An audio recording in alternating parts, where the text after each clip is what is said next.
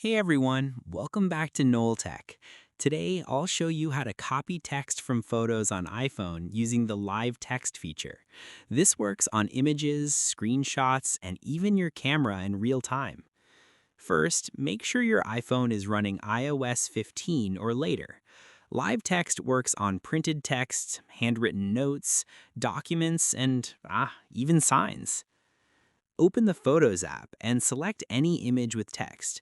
You'll see a yellow outline or a live text icon at the bottom right when text is detected. Tap and hold the text, drag to highlight what you need, then tap Copy. Now paste it anywhere, notes, messages, WhatsApp, or any app. Open the camera app and point it at any text. When detected, you'll see a yellow frame and the live text icon. Tap it, select the text, and tap Copy.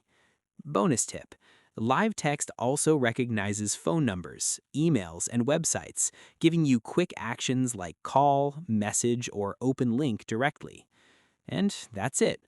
You now know how to extract text from images on iPhone using live text. If this helped, like and subscribe for more iPhone tips and tutorials. Let me know what you want to learn next. Thanks for watching.